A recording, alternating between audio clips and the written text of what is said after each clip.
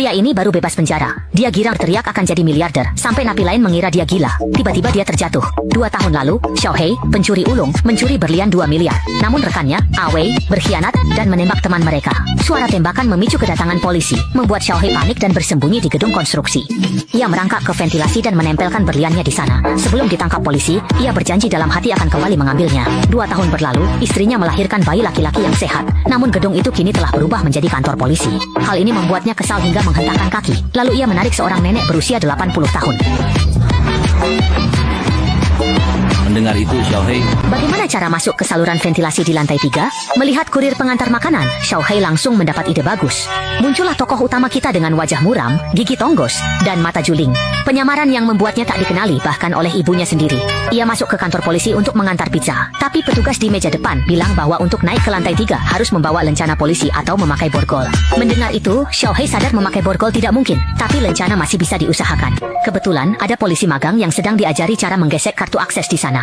Xiaohei menyerahkan pizza ke polisi magang untuk diantar ke lantai 3, lalu pergi. Kartu akses pun didapat. Ia lalu meminta pamannya membuatkan identitas polisi palsu berprestasi. Di rumah, ia mempelajari istilah kepolisian lewat film. Besoknya, Xiaohei ke kantor polisi dengan jas rapi. Saat lift terbuka, ia tertegun melihat banyak polisi bersenjata di dalamnya.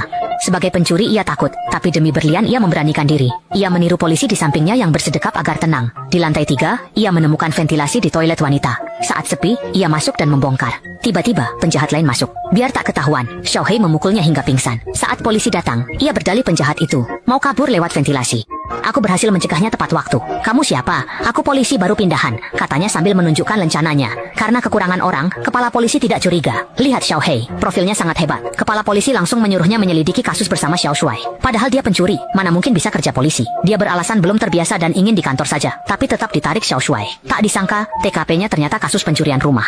Sebagai pencuri berpengalaman, Xiaohei akhirnya pamer keahlian. Pemilik toko bilang kemarin baru menaruh velg di rak, tapi pagi ini hilang. Katanya, pencuri masuk lewat jendela pecah, tapi Xiaohei tak setuju. Jika dia yang mencuri, dia akan lewat plafon, merusak alarm, buka pintu dari dalam, lalu bawa truk untuk angkut velgnya. Ada truk, Xiaohei langsung paham. Dia datang dan membuka gembok hanya dengan seutas kawat. Benar saja, pria ini dengan mudah memecahkan kasus pencurian di hari pertamanya bekerja. Xiao Shuai langsung sangat mengaguminya, dan bahkan memberinya kunci mobil untuk dikendarai. Xiaohei mengambil kunci tanpa ragu dan mulai mengemudi. Dan begitulah kejadiannya. Kamu tidak tahu. Akhirnya bisa ngebut tanpa denda, tentu harus bersenang-senang. Tapi Xiao Shuai ketakutan saat ada mobil mogok di depan. Dia langsung ngerem mendadak dan berhenti. Polisi geser pantat rusakmu saat dia... Wakat Gun Sanshit menakuti orang hingga nekat.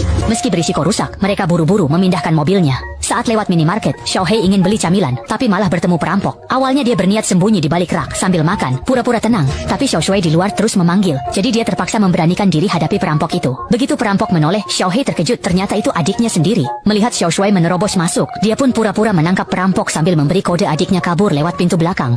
Si bodoh ini malah lari ke jalan buntu. Tak ada jalan, sang adik sembunyi di balik sampah sambil teriak panggil nama asli Xiaohei minta tolong. Polisi bingung siapa yang dipanggil. Takut terbongkar, Xiaohei lepas baju dan keluar. Setelah tawar-menawar, dengan 20.000, dia ajak adiknya kerjasama agar mau ditangkap. Xiao Shuai terpana. Di kantor polisi, Xiao Shuai menceritakan kepahlawanan Xiaohei, tanpa tahu itu sandiwara Xiaohei dan adiknya. Namun, polisi percaya dan langsung mempromosikannya jadi ketua tim. Xiaohei tak peduli, dia hanya ingin berliannya. Saat mendatangi tempat persembunyiannya, ternyata berlian itu sudah lenyap.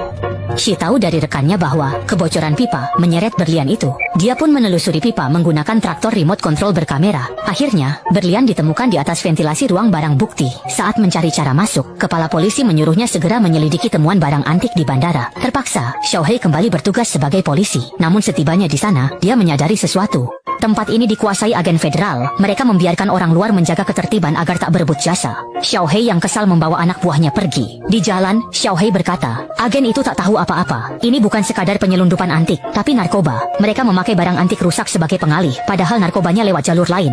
Rekannya bertanya, bagaimana kamu tahu? Xiaohei berbohong, mengaku pernah menangani kasus serupa.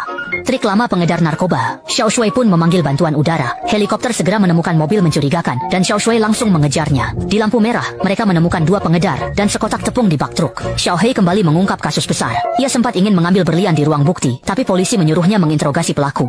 Kepala polisi bilang, kalau kamu bisa buat mereka bicara, kamu bebas keluar masuk ruang barang bukti. Xiaohei bingung, kenapa cuma dia yang disuruh. Tapi demi berlian, dia tidak menolak. Akhirnya, kekesalannya dilampiaskan ke pelaku. Dia menghajar mereka habis-habisan, bahkan menjepit kepala salah satunya di pintu, sampai rekan-rekannya merasa puas. Bukan latihan polisi tapi selevel Navy SEAL. Siksaan buat pelaku mengaku dan dia dapat maunya. Di ruang bukti, tepung sitaan tepat di bawah ventilasi. Dia merogohnya dan langsung menemukan berlian itu. Dia sangat gembira. Akhirnya, berlian itu didapat. Saat hendak menciumnya, tiba-tiba kepala polisi berteriak dari luar. Kaget, dia menjatuhkan berliannya ke tumpukan tepung. Agen federal datang mengambil alih kasus dan akan membawa semua tepung itu. Atas dasar apa? Itu sitaan kami. Tapi kami tak berani melawan. Si pria ingin mengambil berliannya tapi takut ketahuan polisi. Tak mau diam saja melihat berlian itu dibawa. Dia usul, gunakan saja tepung ini jadi umpan pancing ikan besar. Dia pun ditanya, apa kamu bersedia mengawalnya? Mau jadi mata-mata? Xiaohei, meski tak mau, tetap harus melakukannya. Xiaohei yang tadinya polisi gadungan jadi bandar narkoba palsu. Tanpa sadar dia sudah lama diawasi Huang Mao, mantan rekannya. Saat Xiaohei mencuri berlian, demi bagian lebih banyak, dia memukul mati Huang Mao. Rekan lain jatuh menimpa mobil polisi, hingga polisi datang. Kembali ke Xiaohei, dia tiba di lokasi transaksi. Mumpung lawan belum datang, dia masuk truk dan mengambil berlian di dalam tepung. Namun, sebelum sempat sembunyi, Huang Mao masuk menodongkan pistol. Huang Mao merebut berlian itu, dan saat mau menembak, tiba-tiba truk ditarik magnet besar. Bandar memakai kren untuk memindahkan truk ke gudang terdalam. Tiba di sana, Huang Mao langsung ditodong dan dilucuti. Agar selamat, dia menuduh Xiaohei sebagai mata-mata polisi. Xiaohei membela diri dan mengaku sebagai pembunuh bayaran. Lihat caraku memukul, gerakanku profesional, katanya. Namun, bandar tak percaya. Mereka memberi Xiaohei revolver dan menyuruhnya menembak Huang Mao sebagai bukti. Tanpa ragu, Xiaohei langsung menembak pengkhianat itu. Tak disangka, bandar itu kembali memasukkan peluru ke pistol. Kamu harus benar-benar membunuhnya untuk membuktikan kamu bukan polisi. Xiaohei ragu, jika dia membunuh Huang Mao, dia akan jadi pembunuh. Saat identitasnya hampir terbongkar, polisi tiba-tiba menyerbu masuk. Semua orang panik melarikan diri, tapi Xiaohei tetap mengawasi Huang Mao. Serahkan berlian itu, maka aku akan membiarkanmu pergi, katanya. Saat berhadapan, Xiaohei melihat seorang bandar hendak menyerang Xiao Shuai dari belakang. Tak tega melihat Xiao Shuai dalam bahaya, ia terpaksa melepas niat mengambil berlian demi menyelamatkannya. Xiao Shuai membalikkan keadaan dan menyerang balik. Namun, Huang Mao kabur bermobil. Xiaohei melompat ke mobil. Saat keluar bagasi, Huang Mao sudah sampai perbatasan Meksiko. Karena Huang Mao hendak menerobos, Xiaohei terpaksa melompat turun.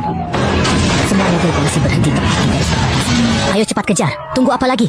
Kita tidak bisa, kita tidak punya wewenang melintasi perbatasan. Wewenang itu omong kosong, lihat saja aku. Dia langsung menyalakan mobil dan terus mengejar. Karena hanya tersisa satu peluru, dia khawatir tidak akan kena. Jadi, dia mengambil pistol suar, lalu menembakkannya ke dalam mobil Huang Mao. Seketika, mobil itu dipenuhi asap, hingga Huang Mao tidak bisa melihat. Xiaohei kemudian menyesuaikan posisi mobilnya, menginjak rem dengan keras, dan menabrak mobil Huang Mao hingga terguling ke samping.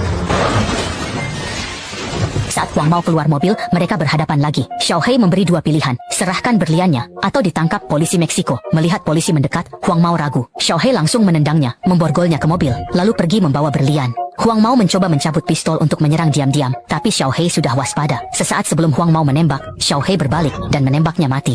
Ini tak cuma singkirkan pengkhianat secara sah, tapi rahasia berlian pun aman. Sekali dayung, dua pulau terlampaui. Tak disangka, Xiao Shuai mendekat dan bilang, aku sudah lama tahu identitasmu. Xiaohei ketakutan, mengira akan ditangkap, tapi Xiao Shuai lanjut, kami tak bisa bertindak karena kamu sudah di luar perbatasan negara. Xiaohei pun senang dan mengaku suka kekuasaan itu. Di akhir cerita, kedua sahabat batal berpelukan karena takut melanggar aturan, jadi mereka bersalaman saja. Setelah berpamitan, Xiaohei membawa berlian 500 juta ke Meksiko untuk pensiun dan hidup lebih bermakna.